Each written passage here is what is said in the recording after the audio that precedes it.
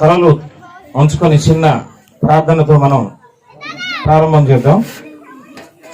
దయచేసి అందరూ కళ్ళు మూసుకొని చిన్న ప్రార్థన చేస్తాను. నేను ప్రేమ కలిగిన మా మహాపరిశుద్ధ తండ్రి, నీ దివ్యమైన అతి మనోహరమైన పాద పద్మములకు వేలాది వందనాలు, లెక్కలేనని కృతజ్ఞతాస్తుతులు స్తోత్రములు చెల్లిస్తున్నాం దేవా.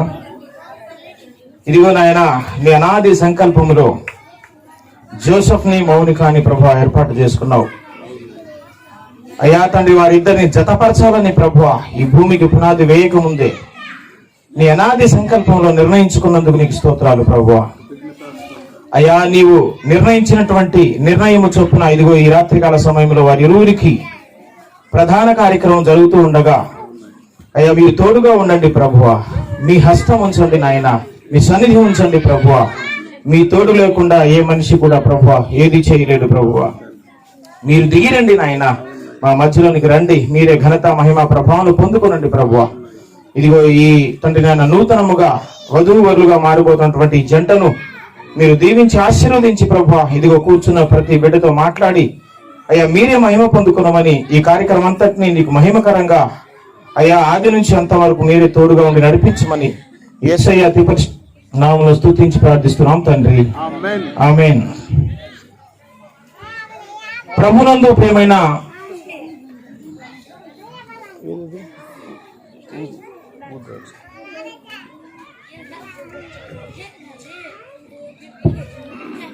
ప్రియమైన దేవుని బిడ్డలారా, అలాగే ఈ ప్రధాన కార్యక్రమమునకు కూడి వచ్చిన పెద్దలు అందరికీ కూడా మన ప్రభువును రక్షకుడైన యేసయ్య అతి పరిశుద్ధ నామములో నా హృదయపూర్వక వందనాలు తెలియజేస్తూ ఉన్నాను.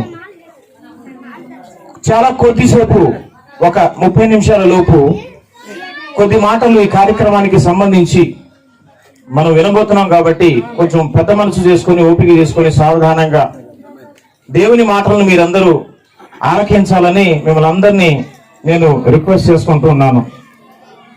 మనకందరికీ తెలుసు, ఈరోజు ఒక క్రొత్త జంటను మనం ప్రదానం చేయబోతున్నాం. ఈ ప్రధానమైన కొద్ది కాలానికి వారి ఇరువురికి వివాహం అనే ఒక కార్యక్రమం కూడా జరగబోతుంది. మనకు తెలుసు, ఈ భూమి మీద వివాహం అనేది ఎంత ప్రాముఖ్యమైనదో, ఎంత పవిత్రమైనదో ప్రతి ఒక్కరికి తెలిసినటువంటి విషయమే. ఎందుకని వివాహం అనేది అంత పరిశుద్ధమైనది, ప్రాముఖ్యమైనది అని అంటే, ఒక నానుడి, ఒక సామెత కూడా లోకంలో చక్కెరలు కొడుతూ ఉంది. ఏంటి ఆ సామెత అంటే, 100 అబద్ధాలు ఆడైనా సరే ఒక పెళ్లి చేయాలని చాలా మంది చెప్తా ఉంటారు. నేను కూడా చాలాసార్లు విన్నా ఆ మాట. అయితే వారు ఏ వర్షంలో చెప్పారో ఏమో కానీ నేనైతే ఆ మాటను అసలు 1% కూడా నేను అంగీకరించను. 100 అబద్ధాలే ఆడి పెళ్లి చేసామనుకోండి, పెళ్లి చేసుకున్న తర్వాత ఈ 100 తెలిస్తే పరిస్థితి ఏంటి? అసలుకే ఎసరు వచ్చేస్తుంది. 100 అబద్ధాలు ఆడి ఎప్పుడు పెళ్లి చేయొద్దు. నిజాలు నిర్భయంగా ముందే మాట్లాడేసుకొని పెళ్లి చేసేసుకుంటే ఎటువంటి సమస్యలు ఎప్పటికీ రావు. కాబట్టి నిజాలు చెప్పి పెళ్లి చేయాలి, అబద్ధాలు చెప్పి ఎప్పుడు కూడా పెళ్లి చేయకూడదు. అయితే ఈ వివాహం అనే బంధము దేవుడు ఏర్పాటు చేసింది. దేవుడు ఎందుకు ఈ వివాహం అనే బంధాన్ని ఈ భూమి మీద ఏర్పాటు చేశాడు అని అంటే, దేవుడు ఈ విశ్వాన్ని, ఈ సృష్టిని చేసేటప్పుడు తనకు బిడ్డలు కావాలి, కోట్ల మంది పిల్లలను కని నేను నివసించే ఈ స్వర్గాన్ని, ఈ పరలోకాన్ని వాళ్ళకి ఆస్తిగా ఇవ్వాలి అని దేవుడు అనుకొని ఒక తలంపుతో ఈ విశ్వాన్ని సృష్టించడం ప్రారంభించాడు. మొట్టమొదటి దంపతులను, ఆదామును హవ్వను, ఈ భూమి గడ్డ మీద పుట్టినటువంటి మొట్టమొదటి మానవులు భార్యాభర్తలు ఆదాము హవ్వల్ని దేవుడు నేలమంటితో నిర్మించాడు. ఈ మట్టి గడ్డలో నుంచి మట్టిని తీసుకొని ఒక ఆకారాన్ని చేసి ఒక పురుషుణ్ణి తయారు చేసిన తర్వాత ఆ పురుషుణ్ణి గాఢ నిద్ర కలుగు చేసి అతని ప్రక్కటెముకలో నుంచి మరి ఒక స్త్రీని నిర్మించి వాళ్ళిద్దరికి దేవుడే ఆ ఏదెను తోటలో వివాహాన్ని జరిపించాడు.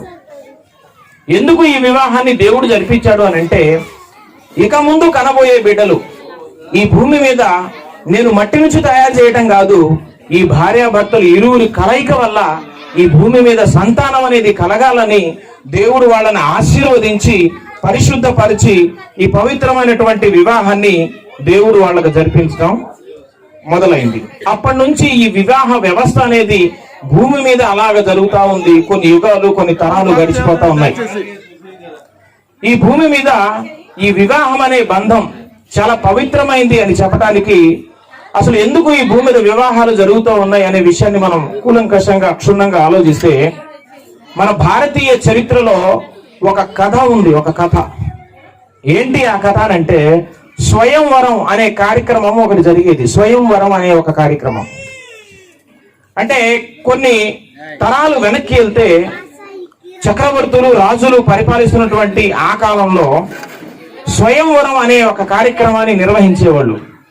ఒక దేశంలో ఉన్నటువంటి ఒక రాజు గారి కుమార్తెను వివాహం చేయాలి అని అంటే మరి రకరకాల దేశాల నుంచి రాకుమారులు మంచి ముస్తాబై మంచి అలంకారాలతో గుర్రాలనెక్కి రథాలనెక్కి మరి ఆ రాజుగారి ఇంటికి వచ్చేవాళ్ళు. అలా వచ్చి ఆ స్వయంవరం సభా మండపంలో వరుసగా చుట్టూ కూర్చుని ఎవరి సింహాసనాల మీద వాళ్ళ ఆసీనంలో ఇంటూ ఉండగా ఈ స్త్రీ చేతిలో ఒక వరమాల అనేది ఉంటది.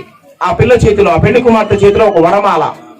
ఈ వరమాలతో ఈ పెళ్లి కుమార్తె మరి రకరకాల దేశాల నుంచి వచ్చినటువంటి ఆ రాకుమారుల దగ్గరికి, ఒక్కొక్కరి దగ్గరికి వెళ్ళి అతని పూర్వపరాలు ఏంటో అడిగి తెలుసుకొని అతని పేరేంటి, అతని ఆస్తి ఏంటి, అంటే వాళ్ళ తాత ముత్తాతల స్టోరీ ఏంటి, అతని గుణ లక్షణాలు ఏంటి, ఇవన్నీ కనుక్కున్న తర్వాత ఇట్లా వరుసగా ఒక్కొక్కళ్ళ దగ్గరికి వెళ్ళి అన్ని వాళ్ళ హిస్టరీ మొత్తం తెలుసుకున్న తర్వాత ఆ కుమార్తెకు, ఆ పెళ్లి కుమార్తెకు, ఆ స్త్రీకి ఎవరైతే నచ్చుతారో వాళ్ళ మెడలో ఈ వరమాలను వేసేస్తే ఆ రాకుమార్ని ఆమె పెళ్లి చేసుకుంటది.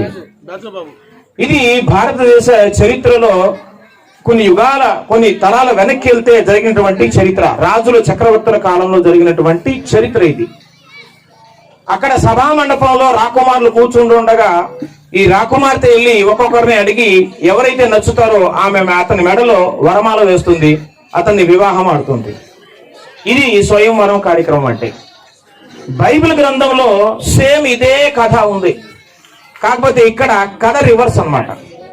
ఏంటి ఈ కథ అంటే, దేవుడు ఈ ఒక్క భూగ్రహాన్ని మాత్రమే కాకుండా కొన్ని కోట్ల ప్రపంచాలను సృష్టించాడు. పరిశుద్ధ బైబిల్ గ్రంథం చెబుతుంది, ప్రపంచములు దేవుని మాట వలన నిర్మాణమైనవి, దేవుని వాక్యం వలన నిర్మాణమైంది. దేవుడు ఒక ప్రపంచాన్ని కాదు, కొన్ని కోటాను కోట్ల ప్రపంచాలను సృష్టించాడు. ప్రతి ప్రపంచంలో ఇలాంటి ఒక మట్టి గడ్డ ఉంటుంది, భూగ్రహం లాంటిది.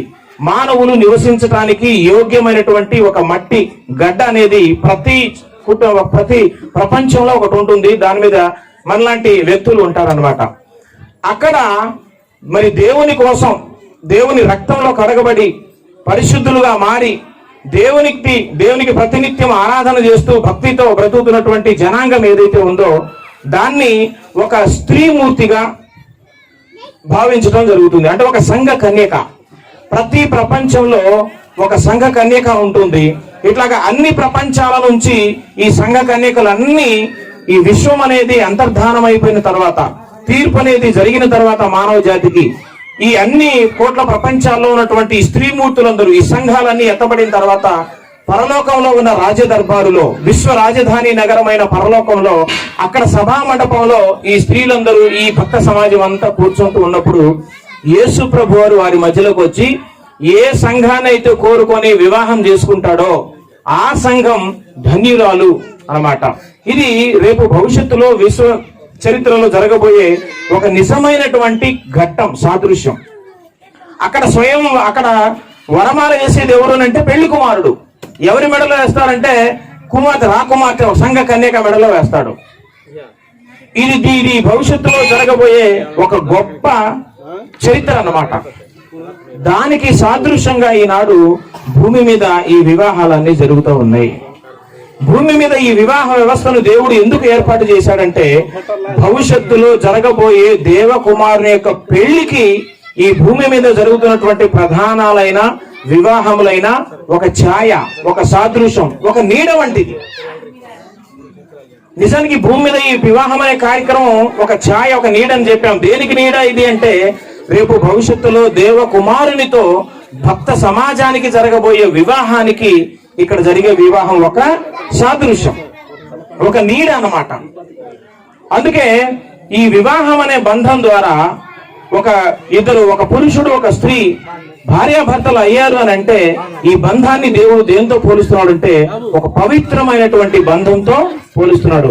భక్తునికి భగవంతునికి మధ్యలో ఉన్నటువంటి పవిత్రమైన బంధానికి సూచనగా, సాదృశ్యంగా ఈ భూమి మీద వివాహం అనేది జరుగుతూ ఉంది.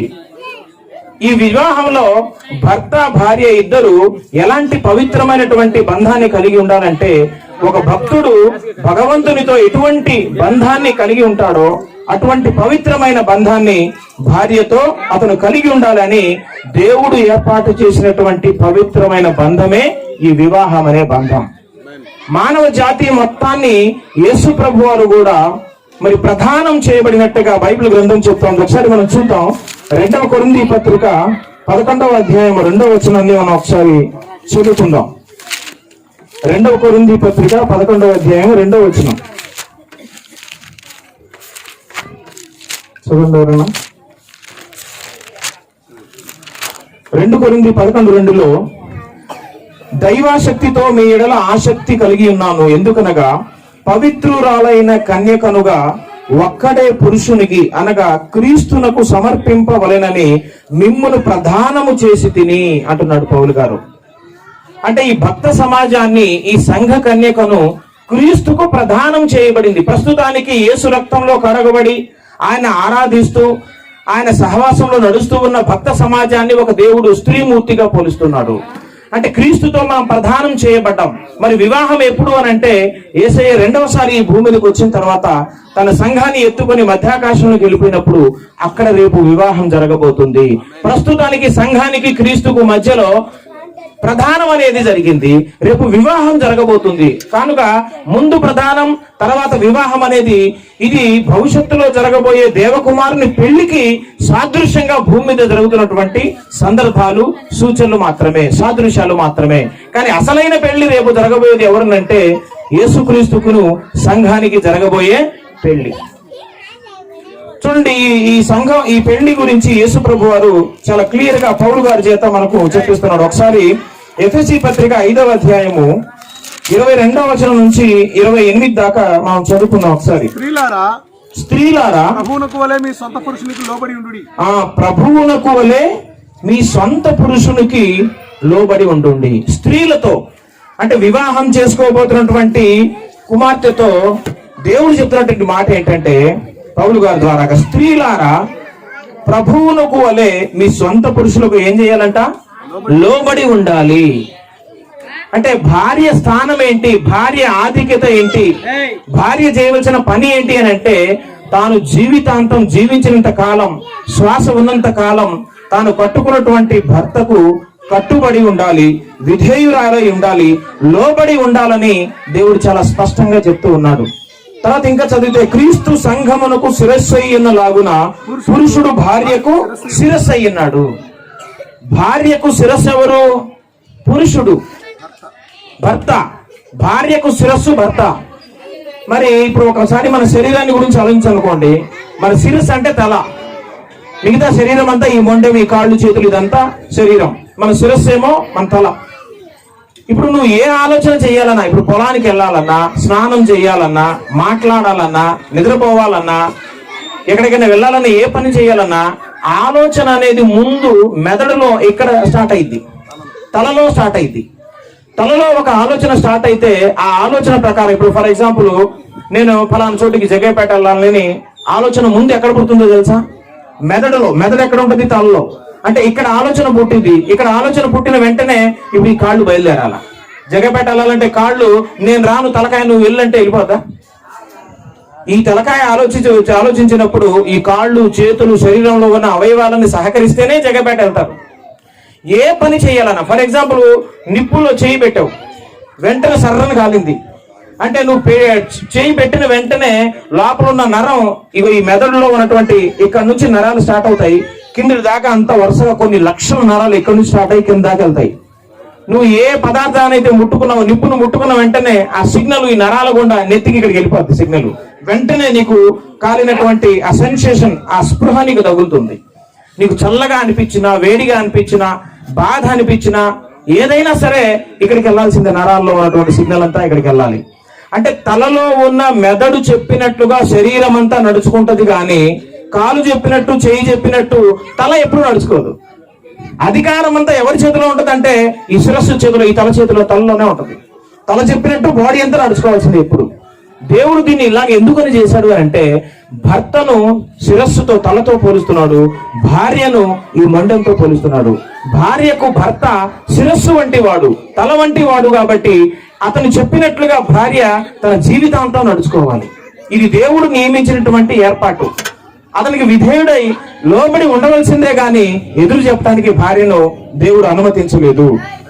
అలాగే మనం కూడా ఇప్పుడు యేసయ్య తన రక్తంలో మనలందరం కడిగేసుకొని మనకు పవిత్రులుగా చేశాడు. ఇప్పుడు మనం యేసయ్యకి ప్రదానం చేయబడ్డాం. అంటే త్వరలో మనం యేసయ్యను ఆధ్యాత్మికంగా పెళ్లి చేసుకోబోతున్నటువంటి సంఘ కన్యకలం. ఇప్పుడు మనం క్రీస్తుకు లోబడుతున్నావా లేదా? యేసు ప్రభువుకి లోబడుతున్నావా లేదా? యేసు ప్రభువు మనకు లోబడాలా? సంఘానికి యేసు ప్రభువు శిరస్సు కాబట్టి సంఘం ఎలాగైతే యేసయ్యకు లోబడుతుందో భార్య కూడా అన్ని విషయాలలో పురుషునికి లోబడి ఉండాలి. ఎందుకంటే పురుషుడు మరి శిరస్సుతో పోల్చబడ్డాడు, తలతో పోల్చబడ్డాడు కాబట్టి లోబడి ఉండవలసిందే. అలాగే చూడండి 25వ వచనంలో, పురుషులారా మీరును మీ భార్యలను ప్రేమించుడి. మీరు భార్యను మీరేం చేయాలి? ప్రేమించాలి. భార్యలు ఏం చేయాలి? పురుషునికి లోబడాలి. పురుషులు ఏం చేయాలి? భార్యను ప్రేమించాలి. లోబడుతుంది కదా అని ఇష్టం వచ్చినట్టు టార్చర్ పెట్టడానికి కానీ, బాధ పెట్టడానికి కానీ, హింసించడానికి కానీ పురుషునికి అధికారం లేదు. పురుషునికిను స్త్రీకి, భార్యకు భర్తకి మధ్యలో ఉన్న బంధం ఎంత పవిత్రమైనదై ఉండాలి అని అంటే భగవంతునికి భక్తునికి మధ్యలో ఉన్న బంధం ఎంత పవిత్రంగా ఉంటుందో అంత పవిత్రంగా ఉండాలి. భగవంతుడు చెప్తే మనం ఎట్లా నడుచుకుంటామో భర్త చెప్తే భార్య కూడా అలాగే నడుచుకోవాలి, అలాగే లోబడి ఉండాలి. లోబడుతుంది కదా అని అలుసు తీసుకొని భర్త ఇష్టానుసారంగా చేయటానికి మళ్ళీ లేదు. అందుకే భర్తను కూడా దేవుడు ఏమని హెచ్చరిస్తున్నాడంటే మీ భార్యలు మీరు ఏం చేయాలి తెలుసా? ప్రేమించాలి. అటువల క్రీస్తు కూడా సంఘములు ప్రేమించి అది కళంకమైనను, ముడతైనను, అట్టిది మరి ఏదైనను లేక పరిశుద్ధమైనది గాను, నిర్దోషమైనది గాను, మహిమగల సంఘము గాను ఆయన తన ఎదుట దాన్ని నిలబెట్టుకొనవలనని వాక్యముతో ఉదక స్నానము చేయించి పవిత్రపరచి పరిశుద్ధపరచుటకై దాని కొరకు తను తాను అప్పగించుకొనెను. అటువలనే పురుషుడు కూడా తమ సొంత శరీరము వలె తన భార్యలను ప్రేమింప బద్దులై ఉన్నాడు. తన భార్యను ప్రేమించువాడు తన్ను ప్రేమించుకొనుచున్నాడు. భార్యను ఎలా చూసుకోవాలంట? సొంత శరీరం వల్లే చూసుకోవాలి. ఇప్పుడు మన శరీరాన్ని మనం కొరడా తీసుకొని కొట్టుకుంటామా? మన శరీరాన్ని మనం పిన్నిస్ తీసుకొని గుచ్చుకుంటామా? టార్చర్ పెట్టుకుంటామా? మన భార్య కూడా మన సొంత శరీరము వంటిది అంటున్నాడు దేవుడు. నీ సొంత శరీరాన్ని పొద్దునే లేసి ఎలాగ శుభ్రపరుచుకొని అద్దంలో 10కి 4 సార్లు ఎలాగైతే చూసుకుంటావో నీ భార్యను కూడా నీ సొంత శరీరం వల్లే చూసుకోవాలి. సొంత శరీరాన్ని ఎలాగ ప్రేమించుకుంటావో, పోషించుకుంటావో, ఆకలికి మాడిపోకుండా ఎలాగైతే 3 పూట్ల ఫుల్గా ట్యాంక్ నిండా నింపేసుకుంటావో నీ శరీరాన్ని, అలాగే నీ భార్యను కూడా ఆమెను పోషించే బాధ్యత, ఆమెను సంరక్షించే బాధ్యత, ఆమె బాగోగులు చూసుకునే బాధ్యత, ప్రేమించే బాధ్యత భర్త మీద ఉంది. వారిద్దరు ఒకటే శరీరం. అందుకే చూడండి, తల్లిదండ్రులను కంటే కూడా ఒక పురుషుడు తన భార్యని ఎక్కువగా ప్రేమిస్తాడు. అలాగే భార్య కూడా తల్లిదండ్రుల కంటే భర్తని ఎక్కువగా ప్రేమిస్తుంది. దేవుడే ఈ మాట చెప్పాడు. ఎందుకంటే వాళ్ళిద్దరు ఒకటే శరీరం అయిపోతారనమాట. ఎప్పుడైతే వివాహం అనే బంధం వారి జీవితంలో జరిగిపోతుందో వాళ్ళిద్దరు ఇంకిద్దరు మనుషులు కాదు, ఒకటే మనుషులు. పురుషుడేమో తల, స్త్రీ ఏమో మొండం. తల వేరు, మొండం వేరు ఉంటుందా? కాబట్టి ఒకటే శరీరంగా ఉంటారు. కాబట్టి తల్లిదండ్రులను విడిచిపెట్టడం అంటే అసలు పట్టించుకోకుండా ఉంటామని అర్థం కాదు. తల్లిదండ్రుల కంటే ఎక్కువగా ఎవరిని ప్రేమించాలంటే, ఒక్కసారి మన జీవితంలో వివాహం అనే బంధం వచ్చేసింది, భార్య వచ్చేసింది అంటే తల్లిదండ్రుల కంటే కూడా ఎక్కువగా మనం భార్యని ప్రేమించవలసిందే. తల్లిదండ్రుల కంటే ఎక్కువగా భర్తకు లోబడి ఉండవలసిందే. అలాగని తల్లిదండ్రులు విడిచిపెట్టమని కాదు, వాళ్ళ బాగోగులు మనం చూసుకోవాలి. కానీ మొదట మాత్రం భర్త భార్య వాళ్ళిరువురు ఒకరికొకరు ఒక శరీరంగా జీవించాల్సిందే. ఈ విషయంలో మాత్రం ఎటువంటి రెండవ ఆలోచనకి అవకాశమే లేదు. కాబట్టి భర్త భార్యను ప్రేమించాలి, భార్యేమో భర్తకు లోబడి ఉండాలి. ఇది కూడా దేనికి సాదృశ్యం అంటే భగవంతునికి భక్తునికి మధ్యలో ఉన్న సాదృశ్యమే. ఇప్పుడు యేసుక్రీస్తు వారు ఈ భూమి మీద ఉన్న సంఘ కన్యకను పెళ్లి చేసుకోవటం కోసం తండ్రినే విడిచిపెట్టి ఈ లోకానికి వచ్చారా లేదా? మనిషి మానవుడి రూపంలో యేసు ప్రభువు ఈ లోకానికి వచ్చారా? తండ్రిని విడిచిపెట్టి వచ్చాడు కదా. ఇది దేనికి సాదృశ్యం అంటే తల్లిదండ్రులను విడిచిపెట్టి మనం భార్యను ప్రేమిస్తాం అనే మాటకు ఇది కూడా ఒక సాదృశ్యం. యేసు ప్రభు వారు పరలోకాన్ని విడిచిపెట్టి తన తండ్రిని విడిచిపెట్టి భార్య కోసం ఈ లోకానికి వచ్చాడు. రాముడు మహానుభావుడు, మంచి యుగ పురుషుడు. ఆయన చరిత్రను మనం అబ్జర్వ్ చేసినా కూడా అక్కడ కూడా ఆయన రాజ్యాన్ని వదిలేసి తండ్రి మాట కోసం అడవులు కలిగినటువంటి ఘన చరిత్ర అతని జీవితంలో కూడా ఉంది. ఇవన్నీ దేనికి సాదృశ్యం అని నేను చెప్తున్నానంటే భర్తకు భార్యకు మధ్యలో ఉన్నటువంటి సాదృశ్యం. మనం భార్యను ప్రేమించాలి, భార్య భర్తకు ఎల్లప్పుడూ లోబడి ఉండాలి. ఎప్పుడైతే ఈ పవిత్రమైన బంధంలో మరి కళంకం వచ్చేస్తుందో అప్పుడు గొడవలన్నీ కూడా స్టార్ట్ అయిపోతాయి. ఈ వివాహం అనే బంధాన్ని ఏర్పాటు చేసింది దేవుడు. అయితే దేవుడు చేసే ప్రతి పనిని చెడగొట్టే దుష్టుడు కూడా లోకంలో ఉంది. అదే దయ్యం సాతానని మనం చెప్తా ఉంటాం. దేవుడు వివాహాన్ని పవిత్రంగా చేస్తే దాన్ని అపవిత్రం చేయాలి, భార్యాభర్తల మధ్యలో గొడవలు తీసుకురావాలి, అత్తామామల మధ్య గొడవలు తీసుకురావాలి, వాళ్ళని చల్లా చెదురుగా చేసేయాలి, వాళ్ళ కొంపలన్నీ కూల్ చేయాలి, మనశ్శాంతి లేకుండా చేయాలి, విడిపోయేటట్టు చేయాలి, కోర్టు చుట్టూ తిరిగేటట్టు చేయాలి. ఇదంతా ఇలాంటి కల్పించేది ఎవరనంటే అపవాది సాతాను కల్పించేటువంటి కార్యక్రమాలు. ఎందుకు సాతాను ఇలా చేస్తున్నాడంటే దేవుడు ఏం చేసినా, ఏ మంచి చేసినా దాన్ని చెడగొట్టడమే దయ్యం చేసే పని. దేవుడేమో భార్యాభర్తల బంధాన్ని పవిత్రంగా చేస్తే వాళ్ళని విడగొట్టడానికి పూనుకున్నాడు అపవాది సాతానైన వాడు. అందుకే ఈరోజు కుటుంబాలని చెడగొడతా తిరుగుతా ఉన్నాడనమాట. కాబట్టి దేవుడు ఏర్పాటు చేసినటువంటి ఈ బంధాన్ని చెడగొట్టడానికి సాతాను పూనుకున్నాడు. కాబట్టి మనం సాతానికి చోటు ఇవ్వకూడదు.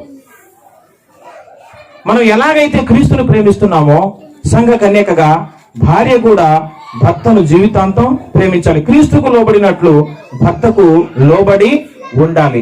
అయితే ఈ బంధం అనేది రాను రాను ఏమైపోతుందంటే నీరసించిపోతుంది. మొదట్లో ఉన్న ప్రేమ, పెళ్ళైన కొత్తలో మనం చూపే ఆప్యాయత గాని, మర్యాదలు గాని, ప్రేమలు గాని, అనురాగాలు గాని, త్యాగములు గాని రాను రాను ఏమైపోద్దంటే మనలో నీరసించిపోతాయి. అవి మనలో నుంచి వెళ్ళిపోయే పరిస్థితి వస్తుంది. దీనికి సాదృశ్యంగా దేవుడు కూడా ఒకసారి ఒక సంఘటన జరిగింది. చివరిగా మనం ఇదొకటి చూసి మనం ముగించుకుందాం. యోహాను సువార్త 2వ అధ్యాయము 2వ వచనాన్ని ఒకసారి మనం చదువుకుందాం. నేను ముగించేస్తాను ఇంకో 5 నిమిషాల్లో. యోహాను సువార్త 2వ అధ్యాయము 2వ వచనం చూడండి. 3వ దినమున గలిలయలోని కానా అను ఊరిలో ఒక వివాహము జరిగెను. యేసు తల్లి అక్కడ ఉండెను. యేసును ఆయన శిష్యులను ఆ వివాహమునకు పిలువబడిరి.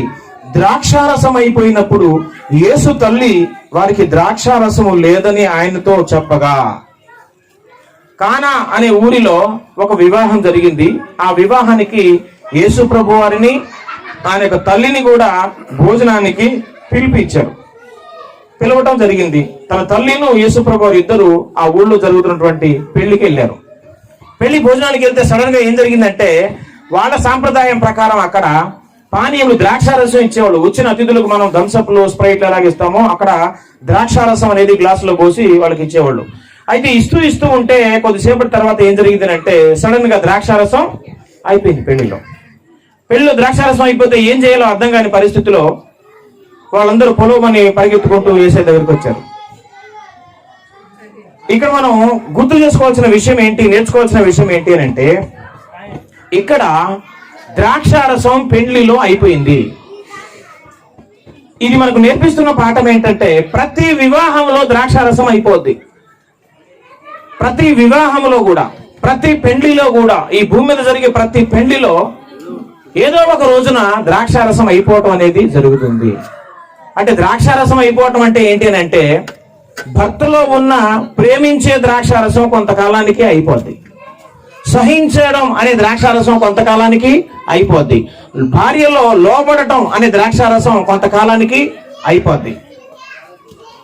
భర్త మీద తిరుగుబాటు చేయకుండా భర్తకు లోబడి భర్త చెప్పు చేతల్లో ఉండే ఈ స్వభావం అనే మరి ద్రాక్షారసం కూడా కొంతకాలానికి అయిపోతుంది. అయిపోయినప్పుడు ఏం చేయాలి? ఇప్పుడు కొత్తగా పెళ్ళైన దంపతులు 1 సంవత్సరం 2 సంవత్సరాల దాకా బాగా ప్రేమిస్తారు. దాని తర్వాత ఏమైపోతుందంటే ఈ ప్రేమ అనే తత్వం, ఈ గుణం హృదయంలో నుంచి అయిపోద్ది అనమాట. తర్వాత ఇంక ప్రేమ ఉండదు, అంత బ్యాటింగ్ సెషన్ స్టార్ట్ అయిపోద్ది, తిట్ల పురాణం స్టార్ట్ అయిపోద్ది, కొట్టడం స్టార్ట్ అయిపోద్ది. అంతకుముందు బాగా ప్రేమించావు కదా, రోజు మంచిగా తినడానికి ఏదైనా ఊరు వెళ్తే తినడానికి మంచి బజ్జీలు, బోండాలు, నూడిల్స్ తీసుకొచ్చారు. సంవత్సరం అయిన తర్వాత నూడిల్స్ లేదు, బోండాలు లేవు. పరిస్థితి ఎందుకని అంటే లోపల ఉన్న ప్రేమ అనే ద్రాక్షారసం నీలో అయిపోయింది. స్టార్టింగ్ లో బాగా భర్తను ప్రేమిస్తున్నట్టు రాగానే వేడి నీళ్లు పెట్టి, మంచి వేడి అన్నం పెట్టి, మంచి కూరలన్నీ చేసి చాలా చక్కగా భర్తను ప్రేమిస్తుంది. సంవత్సరం 2 సంవత్సరాలు తిరిగిన తర్వాత వేడి నీళ్ళు అంటే అదిగో అక్కడ స్టవ్ పెట్టుకో, అన్నం అంటే నాకు సీరియల్ టైం ఏంది నువ్వు పెట్టుకో, ఇగో ఇట్లాంటి అన్ని స్టార్ట్ అవుతాయి.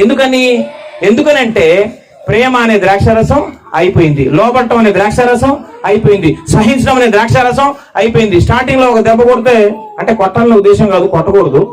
ఒకవేళ సడన్ గా బీపీ 200 400 లేచింది ఒకేసారి ఒక దెబ్బ కొట్టేసారు అనుకోండి, స్టార్టింగ్ లో అణిగి మణిగి ఉంటది. 2 సంవత్సరాల తర్వాత చేయి ఎత్తామనుకో, ఈ చేయి ఇటు నుంచి అడ్డం వస్తుంది. అర్థమైందా?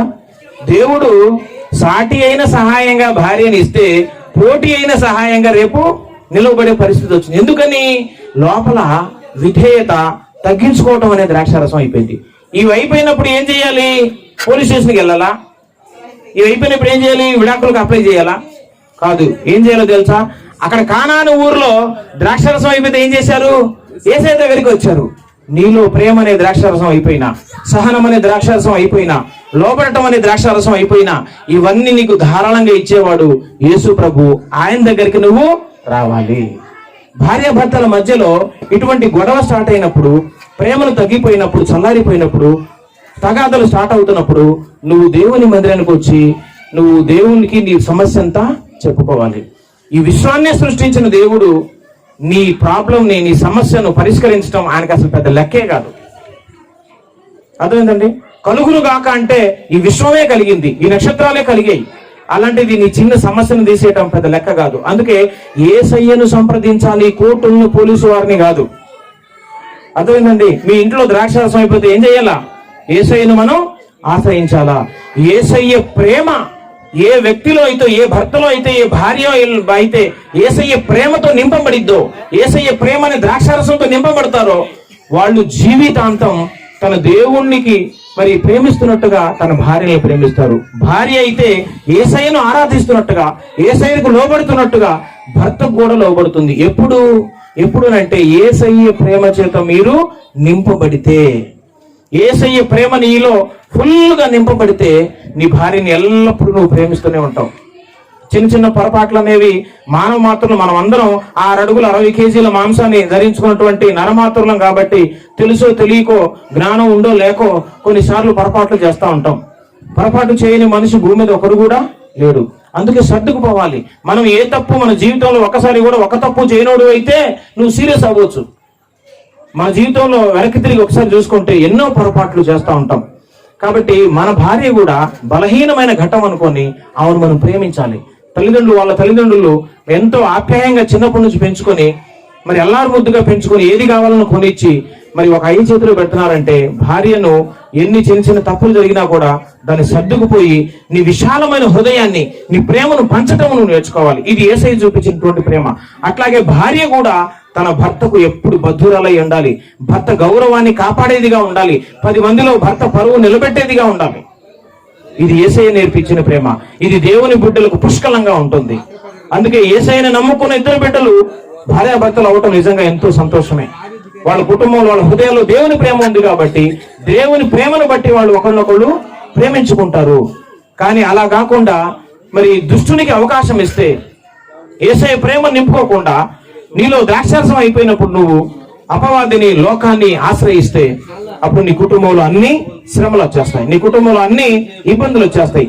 కాబట్టి ప్రభువునందు ప్రియమైన దేవుని బిడ్డలారా, ఈ వివాహం అనేది పవిత్రమైనది. అందుకే పెద్దలు ఎక్కడైనా చూడండి, ఎక్కడ ఏ పంచాయతీలో అయినా, ఏ పెద్దలు ఏ పోలీస్ స్టేషన్కి వెళ్ళినా, న్యాయస్థానాలకు వెళ్ళినా, వాళ్ళు 99.9% వాళ్ళిద్దరిని కలపటానికే ప్రయత్నం చేస్తారు తప్ప విడిపోవటానికి ఎవరు ప్రయత్నం చేయరు. ఎందుకని అని అంటే భార్యాభర్తల బంధం అంటేనే అది అసలు కొట్టు చిన్న చిన్న మాటలు అనుకుంటేనే అందులో ఉంటది మజా. అసలు ఏ మాట అనుకోకుండా ఉండడం కూడా అసలు భార్యాభర్తల్లాగే ఉండదు, బొమ్మల పెళ్లిలాగా ఉంటది. కాబట్టి ప్రభునందు ప్రియమైన దేవుని బిడ్డలారా, ఈ రోజు మరి ప్రధానం చేసుకోబోతున్నటువంటి యోసేపు అలాగే మౌనికాలు ఇద్దరు మరి యేసయ్య ప్రేమతో నింపబడిన వ్యక్తులు కాబట్టి ఒకరి ఎడల ఒకరు ఎంతో ప్రేమానురాగాలతో ఈ 100 ఏళ్ల పంట ఈ పెళ్లి మరి చేసుకొని వారు మరి పరిశుద్ధమైన పిల్లల్ని కనాలి. నిజంగా ఇంకొక మాట ఏంటంటే ఈ క్రైస్తవ కుటుంబంలో జరిగిన పెళ్లి వల్ల పుట్టబోయే బిడ్డలు కూడా మరి తల్లిదండ్రుల సంరక్షణలో పెరుగుతారు కాబట్టి వాళ్ళు కూడా భక్తులై సమాజానికి ఉపయోగపడే అవకాశం ఎంతైనా ఉంది. ఇది ఒక ఫ్యాక్టరీ లాంటిది. ఇప్పుడు ఇక్కడ ఉంది ఈ ఫ్యాక్టరీ, అల్ట్రాటెక్ ఫ్యాక్టరీ. అందులోంచి సిమెంట్ ప్రొడక్ట్ ఎలాగైతే వస్తుందో భార్యాభర్తల నుంచి పిల్లలనే ప్రొడక్ట్ వస్తుంది. ఈ పిల్లలనే ప్రొడక్ట్ ఒక దుర్మార్గుడు, దుష్టుడో, దొంగో తయారవ్వకుండా మంచి భక్తి గల పిల్లలు తయారయ్యే ఒక కర్మాగారం, ఒక ఫ్యాక్టరీయే క్రైస్తవ కుటుంబం. ఒక క్రీస్తుని నమ్ముకున్న బిడ్డ, ఒక క్రీస్తుని నమ్ముకున్నటువంటి అమ్మాయి ఇద్దరు వివాహం చేసుకుంటే వారి కుటుంబంలో పరిశుద్ధమైన పిల్లలు పుట్టి, మంచి భక్తి పరులు, మంచి వీరులు, మంచి శూరులు పుట్టి, సమాజాన్ని ఉద్ధరించే పిల్లలు పుట్టి అటు దేవునికి, ఇటు తల్లిదండ్రులకు, ఇటు సమాజానికి ఉపయోగపడే విధంగా ఉండే అవకాశం ఉంటుంది. కాబట్టి మరి ఇలాగా ఈ ప్రధానం చేసుకోబోతున్నటువంటి ఇద్దరిని మరి ఆ దేవుడు దీవించి ఆశీర్వదించి మరి వారికి ఫలింపజేసి వారి కుటుంబంలో వారి తల్లిదండ్రులకు, ఇరువురు తల్లిదండ్రులకు మంచి సంతోషాన్ని ఇచ్చి సమాజానికి మంచి మేలు చేసే వారికి ఎదగాలని ఈ మాటలు దేవుడు మన ఇంట్లో దీవించి ఆశీర్వదించిన గాక. ఆమేన్. దేవునికి స్తోత్రాలు. మరి వాక్యము ఎంతో వివరంగా అర్థమయ్యే రీతిలో క్లారిటీగా మనకు అందించినటువంటి